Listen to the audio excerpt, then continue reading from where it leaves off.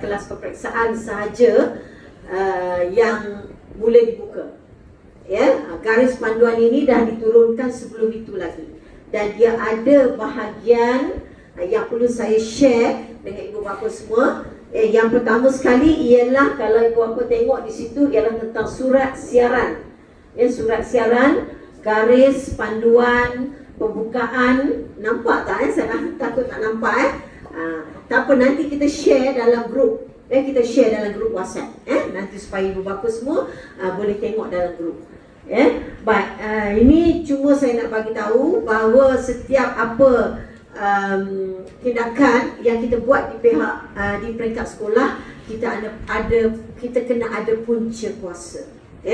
Jadi punca kuasa ni adalah melalui surat siaran. Saya sebagai peneraju di sekolah ini tak boleh buat ikut suka hati saya. Kita ada punca kuasa, barulah kita boleh laksanakan. Dan untuk garis panduan bagi murid-murid MPK ni, garis panduannya baru turun minggu lepas, dan saya dah buat penataran dengan guru-guru semalam. Dan hari ini saya panggil jemput pula ibu bapa untuk bersama-sama kita, untuk kita tahu lebih kurang apa dia SOP yang perlu kita patuhi sebelum kita menghantar anak kita ke sekolah, supaya dia dapat belajar dalam keadaan yang selamat. Dalam keadaan yang selamat. Okey, izinkan saya duduk boleh Okey. Baik, kalau tengok di sini, ini dia surat kuasa kita. Dan garis panduan yang saya sebut tadi ada 35 muka surat. Ini adalah untuk overall. Sebab garis panduan untuk murid-murid berkeperluan khas ini, kita hendaklah baca bersama-sama dengan garis panduan pembukaan semula sekolah. Jadi saya nak share di sini yang apa yang perlu ibu bapa tahu. Apa yang perlu ibu bapa tahu? 3 objektif utama, pengurusan sekolah dan asrama. Jadi kita tak terlibat dengan asrama di sini, dapat berlaku dengan lebih teratur dan lancar. Itu sebab saya panggil ibu bapa pada hari ini. Dan nasib baiklah kita ada dewan yang boleh memuatkan dalam lebih kurang 80 orang, yang mengikut social distancing, mengikut penjarakan sosial. Kalau tidak, saya pun susah juga nak panggil ibu bapa, sebab setelah diturunkan SOP yang kita boleh membuat mesyuarat ataupun seminar yang sudah sampai 250 orang, tapi itu pun kita masih berhati-hati untuk panggil terlalu ramai. Jadi alhamdulillah, murid-murid ataupun ibu bapa dan penjaga PPKI kitanya ada 128 orang. Walau bagaimanapun ada yang tak dapat hadir pada hari ini disebabkan oleh kekangan tugas dan sebagainya. Tapi selepas ini, kalau ada di antara ibu bapa atau penjaga yang ada di sini, yang ada rakan-rakan yang tak dapat bersama kita pada hari ini, share lah dengan mereka. Okey. Baik. Jadi yang keduanya, safety first. Itu adalah objektif kita. Itu adalah objektif kita, keselamatan dan kesihatan murid. Itu kita punya first priority. Kita tak nak nanti anak murid kita datang ke sekolah disebabkan oleh sekolah, dia datang ke sekolah dia kena jangkitan. Itu kita tak nak. Itu sebab ditegaskan kepada pihak sekolah, keselamatan dan kesihatan murid itu yang paling utama. Jadi kita minta supaya kita sama-sama, kita sama-sama, ibu bapa memberi kerjasama kepada pihak sekolah, dan juga guru, guru pun kita nak juga keselamatan dan kesihatan guru ni, sebab dia adalah orang yang paling rapat dengan anak-anak kita. Dia ada orang yang paling rapat dengan anak kita, dan warga sekolah diutamakan. Sesiapa saja yang masuk dalam kawasan sekolah, hari ini saya berterima kasih kepada ibu bapa semua yang telah mengikut SOP yang telah kita gariskan. Dengan kata lain, sebelum masuk pintu utama tu, kita ada sediakan pengipas suhu untuk diambil suhu badan. Dan suhu badan ini hendaklah dicatat dalam borang yang dah kita sediakan, di mana ibu bapa kena tulis nama dan nombor yang boleh kita hubungi. Sebab apa? Kalau terjadi apa-apa, kita ada rekod. Kalau ibu bapa tengok di mana-mana juga, kalau ada je kes, kontak-kontak rapat dihubungi untuk dibuat saringan. Atas dasar itulah garis panduan ini kita kena patuhi. So kita dah buat SOP di pintu pagar sebelum masuk ke sekolah. Kita ambil suhu, ibu bapa kena tulis suhu, tulis kontak number di situ. Kemudian pakailah hand sanitizer yang kita telah sediakan di pintu pagar itu. Nanti kita akan terangkan pula bagaimana SOP, macam mana bila ibu bapa nak hantar anak nanti. Kita pun kena ada garis panduan itu untuk menjaga keselamatan dan kesihatan anak-anak kita. Okey. Yang ketiga ialah proses pengajaran dan pembelajaran berlaku dalam keadaan selamat. Itu yang pertama. Kita nak anak-anak kita, sebab anak-anak kita ni dah 3 bulan lebih ketinggalan. Betul tak? Bukanlah nak kata ketinggalan. Ada guru-guru ni ada membuat PDPC online, ada memberi kerja-kerja rumah pada ibu bapa dan penjaga semua. Tapi sejauh mana PDPC itu dapat disampaikan dengan berkesan, itu persoalan kita. Kalau anak-anak ni kalau kat rumah dia lain daripada kat sekolah. Betul tak? Kalau kat sekolah, kalau cikgu tengok dia tak buat dan sebagainya, mungkin ada juga ibu bapa kita yang bantu daripada segitu di rumah. Tapi masalah guru-guru kita nak menyemak, nak membetulkan kesilapan kerja rumah anak ni, itu mungkin tak dapat kita lakukan dalam masa PKPB dan PKP baru-baru ini. Dan saya rasa sekarang pun mungkin masalah tu agak sukar. Agak sukar. Kecuali bagi murid-murid yang dia dah buat kerja, dia hantar balik, ibu bapa hantar balik dekat cikgu, post balik dalam WhatsApp, tunjuk kerja-kerja yang telah dilakukan oleh anak-anak. Jadi saya ucapkan terima kasih bagi ibu bapa yang telah memberi sokongan. Okey. Baik, kita tengok, saya nak tengok di sini, ini peranan saya dan guru-guru perikanan. So tak apalah, yang ini kita tak share lah, kita nak pergi dengan cepat. Ini peranan guru. Mungkin saya share juga dengan ibu bapa semua.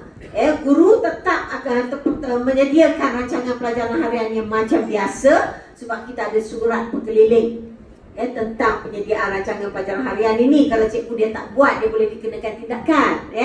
So kita ada surat berkeliling ikhtisas tentang penyediaan rekod pengajaran dan pembelajaran. Tapi mungkin penyediaan ini agak berbeza lah dengan sebelum ini. Agak berbeza sedikit sebab ada banyak jenis mod-mod pembelajaran yang kita boleh buat untuk anak-anak kita.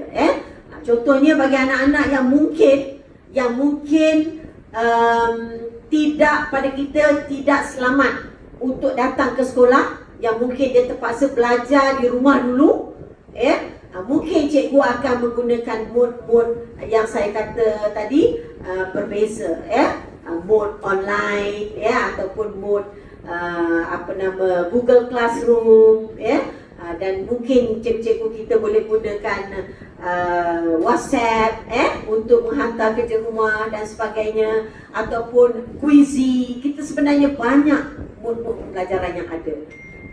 Cuma kita perlukan sokongan ibu bapa saja bagi membantu kita di rumah. Dan baru ni apabila cikgu-cikgu kita dah kembali bertugas, kita ada buat latihan dalam perkhidmatan, ataupun latihan personel pada guru-guru kita, macam mana kita nak guru-guru kita nak menggunakan mod-mod pembelajaran yang terkini, supaya tidak bersemuka pun pembelajaran itu dapat kita sampaikan kepada anak-anak tuan-tuan dan puan-puan. Okey. So melaksanakan PDP yang bersesuaian dengan kesediaan murid dan situasi semasa. Ini yang disebut tadi, yang saya sebut tadi. Mengingatkan murid untuk sentiasa menjaga kebersihan dan mengamalkan penjarakan sosial. Okey, jadi kita akan sediakan sink untuk basuh tangan. Jadi sink ni dia kata nisbah dia 1 sink untuk 70 orang murid. 1 sink untuk 70 orang murid. Jadi untuk murid PPKI kita ni, kita ada 128 orang. Jadi maknanya kita kena sediakan 2 sink. 2 sink untuk basuh tangan. Tapi insyaAllah, sebab kita pun dekat bangunan PPKI tu dah ada dah pipe-pipe yang kita gunakan sebelum ini untuk murid-murid ambil air semayang. Ataupun ada untuk dia basuh tangan apabila melaksanakan aktiviti kemahiran hidup dan sebagainya. Itu pun kita boleh gunakan sebagai tambahan. Tapi walau bagaimanapun, untuk mengikut SOP tu kita akan sediakan 2 sink. 2 sink untuk murid-murid ni basuh tangan. Sebenarnya kita tidak menggalakkan anak-anak kita ni menggunakan hand sanitizer sangat. Sebab budak-budak ni dia kadang-kadang kulit dia agak sensitif pada hand sanitizer yang ada alkohol. Especially murid-murid yang imuniti rendah, dan murid-murid yang di tahap 1 ni. Untuk prasekolah pun, SOP tentang prasekolah ni dia tak galakkan murid-murid prasekolah menggunakan hand sanitizer. Sebab dia kata kulit murid-murid yang tahap 1 ni ataupun bawah lagi, dia tak berapa sesuai untuk guna hand sanitizer. Tapi kalau dia boleh, tak ada masalah. Kita akan sediakan juga. Okey. Memaklumkan kepada pentadbir sekolah jika terdapat murid yang menunjukkan gejala awal COVID-19. Ini dia tugas dan tanggungjawab guru. Okey, yang saya sangat-sangat nak share, ini dia peranan ibu bapa dan penjaga. Apa yang ibu bapa kena pastikan? Yang pertamanya ialah memastikan anak atau anak jagaan berada dalam keadaan sihat, menjaga kebersihan diri dan tidak menunjukkan gejala awal COVID-19 sebelum hadir ke sekolah. Apa dia itu gejala awal? Apa dia? Demam contohnya.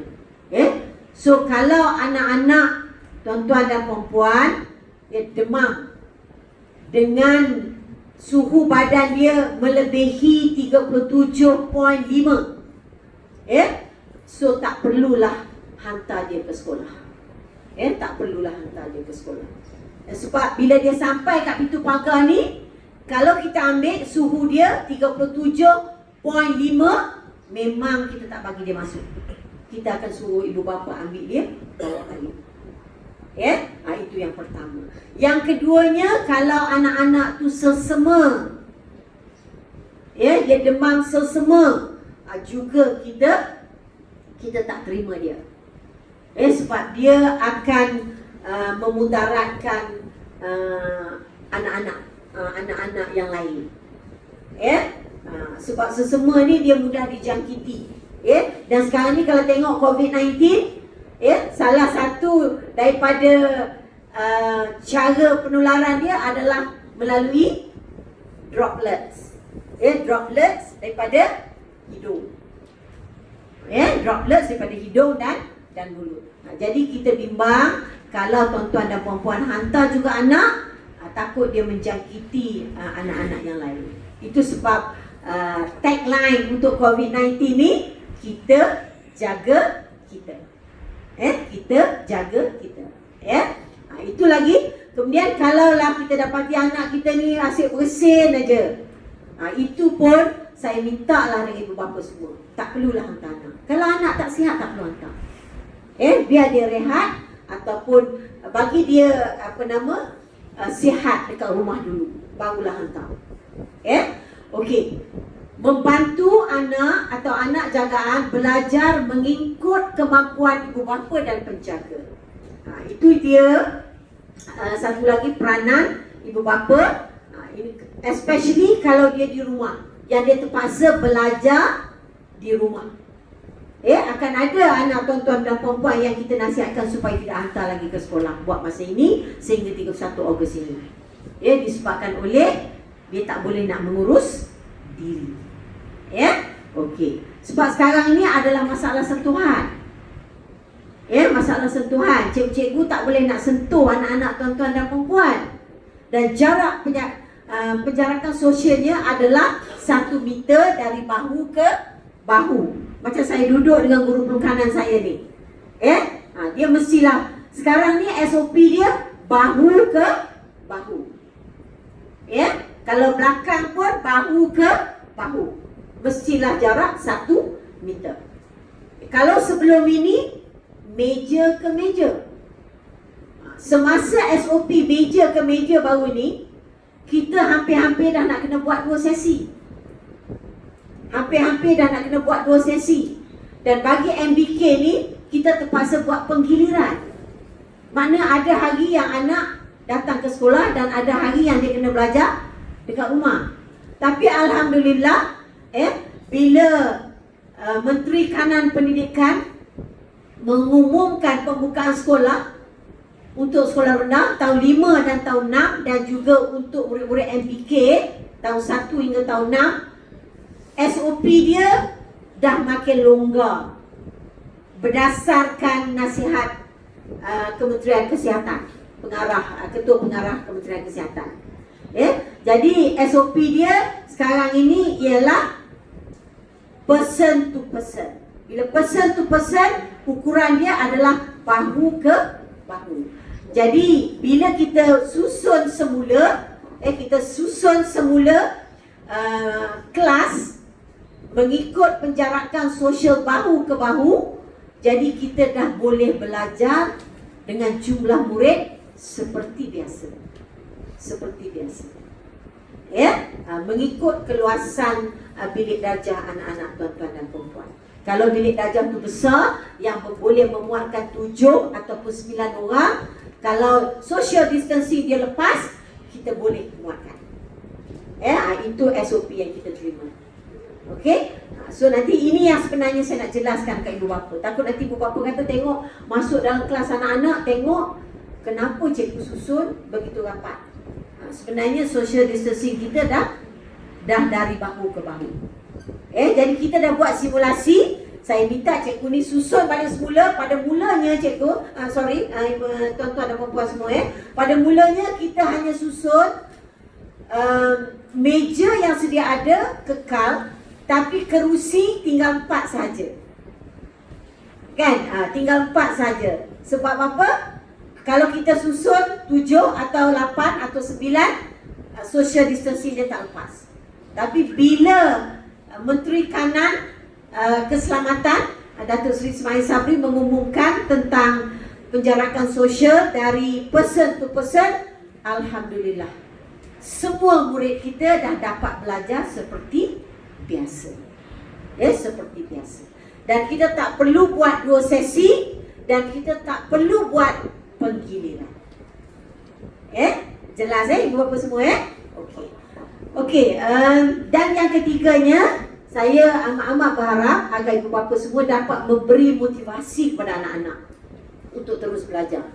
Maklumlah dah 3 bulan lebih duduk kat rumah.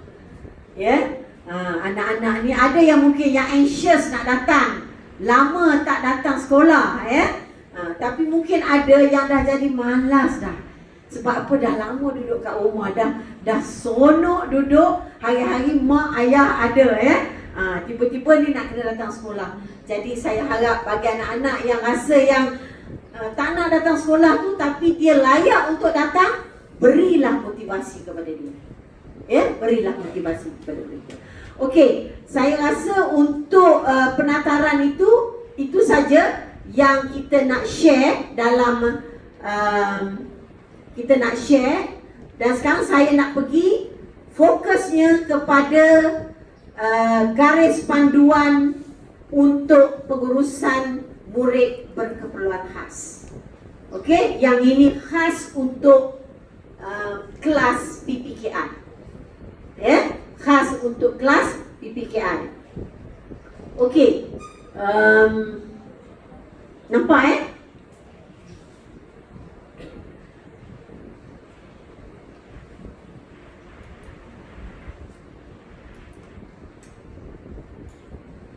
Okey. Kita pergi kepada tujuan. Garis panduan ini disediakan sebagai rujukan tentang pengurusan murid berkeperluan khas di prasekolah. Kita tak terlibat sebab kita tak ada prasekolah pendidikan khas. Kita yang terlibat ialah sekolah rendah. Sekolah rendah. Jadi serta institusi pendidikan swasta yang berdaftar dengan KPM. Okey, ini kita tak terlibat juga, cuma garis panduan ini disediakan sebagai rujukan tentang pengurusan murid berkeperluan khas sekolah rendah. Okey. Next ialah garis panduan ini hendaklah dibaca bersama-sama dengan garis panduan pengurusan pembukaan sekolah-sekolah Kementerian Pendidikan Malaysia, rujuk Surat Siaran Kementerian Pendidikan Malaysia bilangan 5 tahun 2020 bertarikh 4 Jun 2020. Itu saya dah share tadi dengan ibu bapa tadi.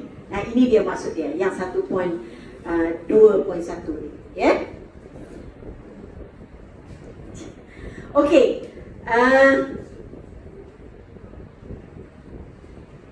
Sekolah tafsirannya, ya. Grafik taktil telah disemak dan dipersetujui oleh Dewan Bahasa dan Pustaka. Ini bagi ibu bapa yang ada anak di kelas PKBL. Itu dia maksud graf taktil ni. Bermaksud satu persembahan maklumat melalui gambar seperti raja, pelan, ilustrasi, graf, carta dan jadual yang ditimbulkan. Yang ditimbulkan. Braille maksud dia. Okey. Dengan pelbagai tekstur, bentuk dan ketebalan yang dapat ditafsir melalui sentuhan.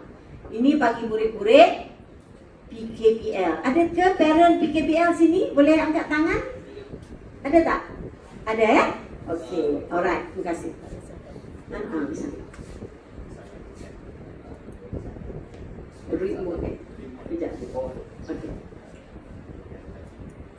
Okey.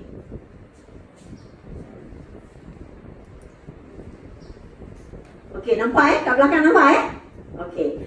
Pack activity bermaksud cadangan aktiviti rangsangan yang boleh dilaksanakan oleh ibu bapa dan penjaga kepada murid berkeperluan khas di rumah.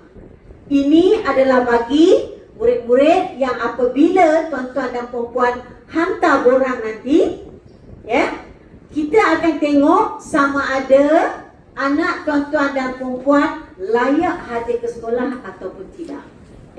Kalau dia tidak layak, ini dia yang dimaksudkan dengan pack activity yang akan disediakan oleh guru.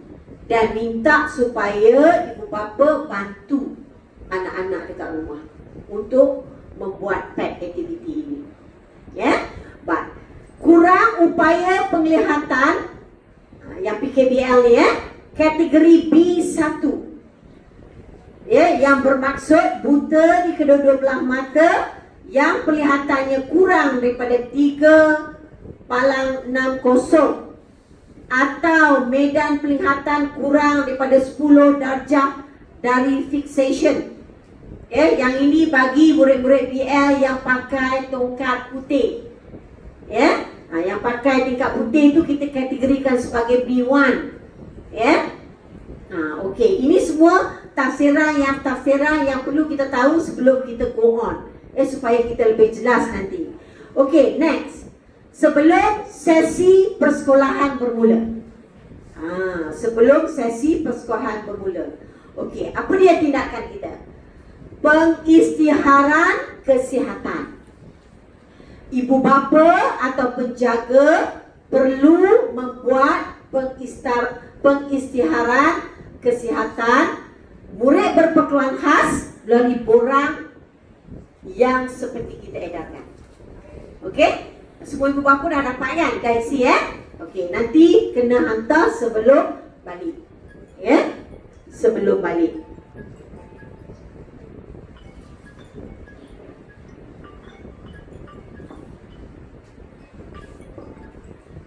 Okey.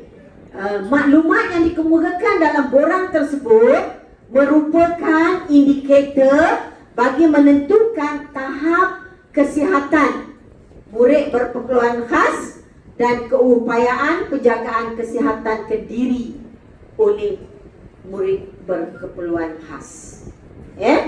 Jadi borang itu adalah borang perisytiharan.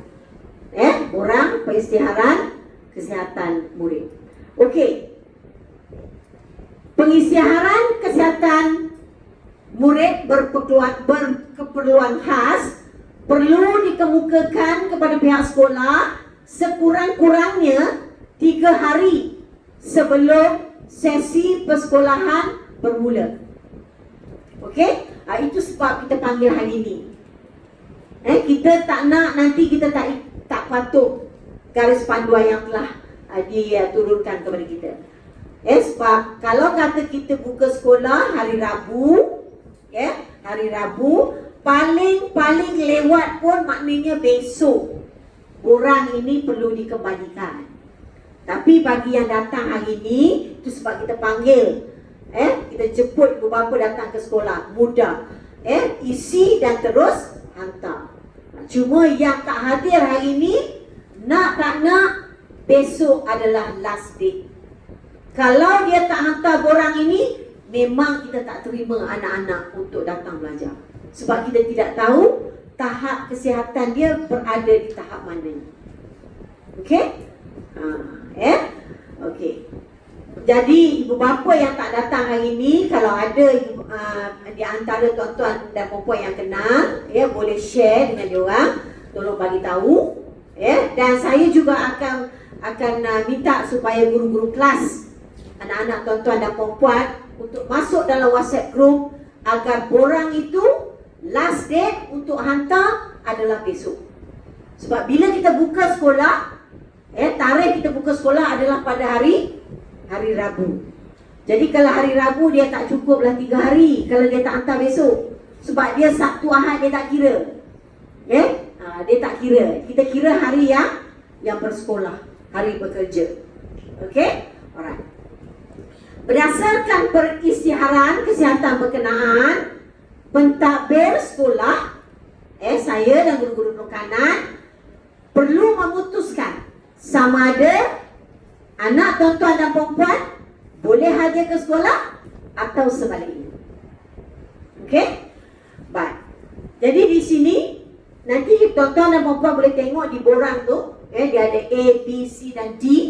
D itulah yang paling yang kita tak boleh terima lah. Kalau kata tuan-tuan ada pergi ke luar negara dalam masa 14 hari dan sebagainya, ada disebut di situ. Kalau tuan-tuan dan puan tengok di sini, bahagian D.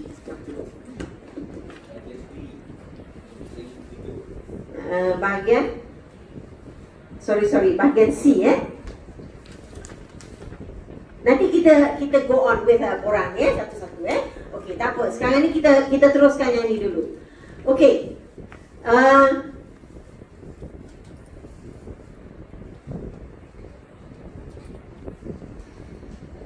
Baik. Bilik pengajaran dan pembelajaran, bilangan MPK bagi setiap bilik PDP bergantung kepada keluasan ruang dengan mengambil kira penjarakan sosial. Okey? Baik, di sini dia sebut kapasiti maksimum sesebuah bilik PDP tidak melebihi 7 orang. Tapi yang terkini yang turun pada kita, yang pegawai PPD dah hantar kat kita, dia kata 7 orang ni bukan mandatory. Dia berdasarkan kepada keluasan bilik darjah. Kalau kata lepas bahu ke bahu, maksimumnya boleh lebih daripada 7, seperti yang saya jelaskan tadi. Seperti yang saya jelaskan tadi. Kalau tidak, anak-anak kita tak dapat datang sekolah. Sebab kita kalau dikira SK Sungai Kelantan ni yang paling ramai adalah 9 orang. Kalau ikut garis panduan ini yang diturunkan, memang 2 orang lagi tu kena bergilir lah, tak boleh datang sekolah lah. Tapi apabila SOP yang terkini turun, Yang terkini turun pada hari Khamis, hari Selasa, 2 hari lepas. Dia kata 7 tu bukan mandatory, berdasarkan keluasan bilik darjah dan lepas penjarakan sosial. Jadi bila kita susun, ada kelas kita yang 9 orang, memang lepas pun. Memang lepas. Jadi Alhamdulillah, kalau anak-anak tu boleh hadir ke sekolah, 99 boleh hadir macam biasa. Okay? Alright. Pihak sekolah boleh melaksanakan kaedah penggiliran kadar MPK sekiranya bilik PDP tidak dapat menampung kadar semua MPK selepas mengambil kira penjarakan sosial. So kalau boleh, kita tak naklah laksanakan penggiliran ni, sebab nanti anak-anak akan ketinggalan. Sebab saya tahu kalau duduk kat rumah dia tidak suka belajar di sekolah. Okey.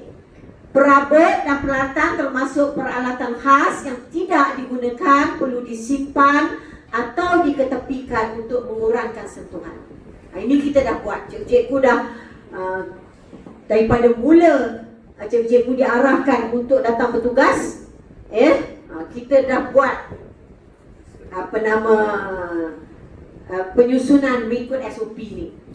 Yang mana yang ada perabot yang tidak digunakan dan sebagainya, semua kita keluarkan.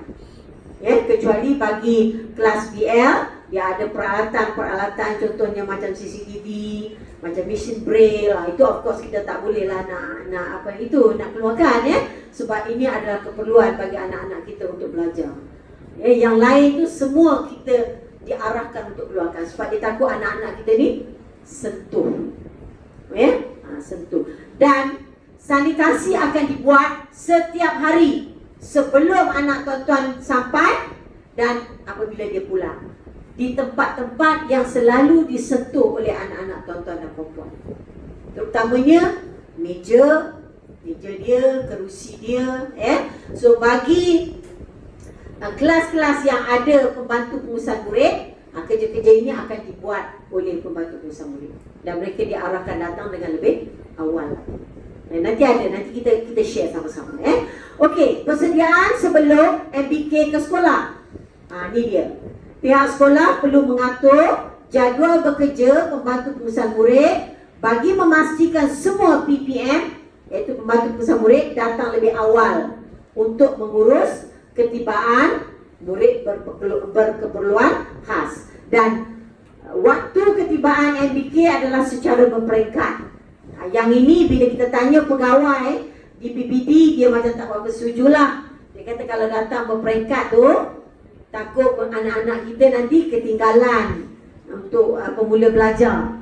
Tapi saya tengok macam mana pun kita akan lewat sedikit untuk memulakan PDPC disebabkan oleh pengambilan suhu di pintu pagar utama dan sebagainya. Ini akan melambatkan proses untuk kita mulakan pembelajaran.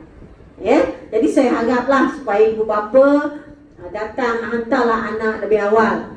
Sebab kadang-kadang saya tengok tu kadang-kadang pukul 8.30 baru sampai, pukul 9 baru sampai.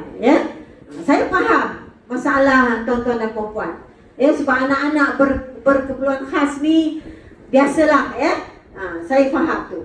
Okey? Tapi seboleh-bolehnya kita nak latih dia supaya dia ada disiplin dari segi datang ke sekolah. Dan satu yang saya nak minta, apabila sampai, kena jaga penjarakan sosial. Kena jaga penjarakan sosial di pintu pagar. Kita tak benarkan ibu bapa untuk masuk. Sebab guru-guru akan ada di pintu pagar untuk ambil suhu murid. Dan ada guru-guru yang ditugaskan untuk menulis suhu. Dan ada guru-guru yang PPM akan menyambut anak-anak untuk dibawa masuk ke dalam kelas bagi murid-murid yang ada keperluan untuk kita bawa dia masuk. Tapi bawa pun bukan bererti PPM ini boleh pegang tangan dia, tak boleh. Sebab masalah sentuhan tidak dibenarkan. Tidak dibenarkan. Jadi dia akan tunggu dan akan ikut anak tuan-tuan dan puan untuk masuk ke kelas. Itu sebab kalau anak-anak yang nanti kita pergi sama-sama, yang tidak boleh mengurus diri tu, kita rasa biar dulu dia dekat rumah sehingga 31 Ogos, sehingga habis PKPP. Itu arahan yang kita terima. Okey. Next, pihak sekolah perlu menyediakan laluan khas untuk mengimbas suhu badan murid berkeperluan khas. Okey, jadi laluan khas yang kita dah tetapkan adalah di pintu pagar kecil. Pintu pagar kecil. Okey, pintu pagar ini kita hanya benarkan kepada yang naik van, yang hantar naik van. Itu pun kita akan buat laluan dengan menggunakan skuter. Yang anak-anak yang naik van, kita benarkan dia masuk, dan pemandu dia kena ambil suhu dekat pintu pagar utama. Anak-anak dia boleh drop dekat yang kita dah sediakan parking untuk OKU ni. Dia turun dan ada guru-guru yang akan bertanggungjawab untuk ambil suhu anak-anak yang datang dengan van. Siapa yang anak-anak yang datang dengan van dekat tadi? Jadi balik bagi tahu dekat anak-anak. Yang dengan van ni kita benar dia masuklah, sebab dia tidak ada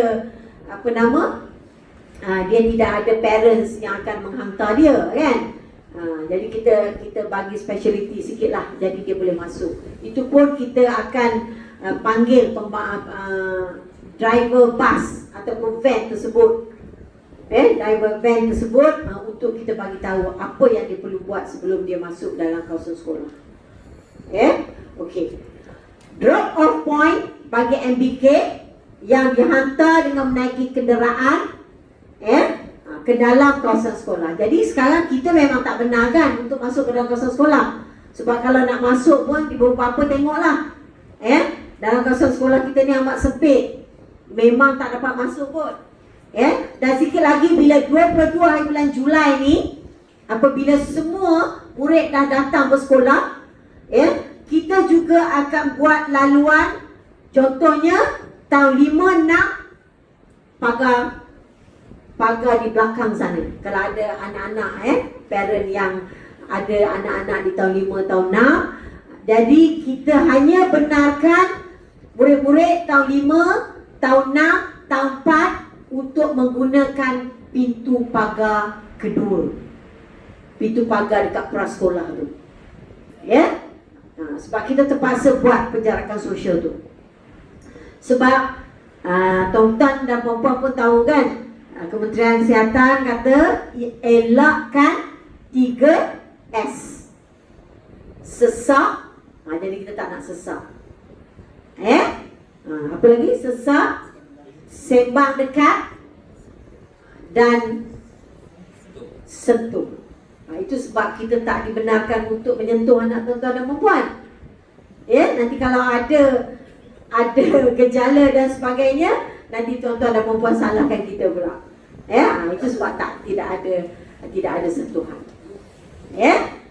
Jadi satu lagi, apabila tuan-tuan dan puan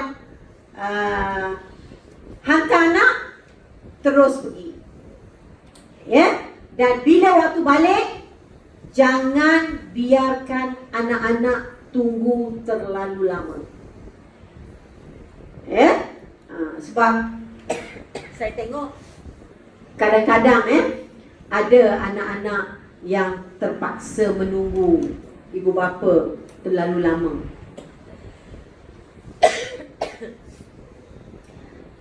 Baik, apabila buka sekolah ni, kita tak benarkan anak-anak kita tunggu kat luar. Maksud saya, dekat bus stop, kita tak benarkan. Ini mengundang risiko pada anak-anak. Sorry, maafkan saya.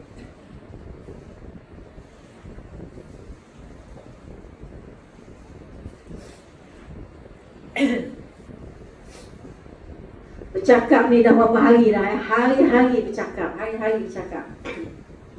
Nasib baik suara okey lagi. Okey. So itu dia ya. So drop off point kita adalah dekat pagar pintu kecil. Dan situ pun saya harap ibu bapa bersabarlah. Ya. Janganlah nanti akan jadi congested kat situ. Akan jadi sesak dekat situ. Sebab masing-masing nak drop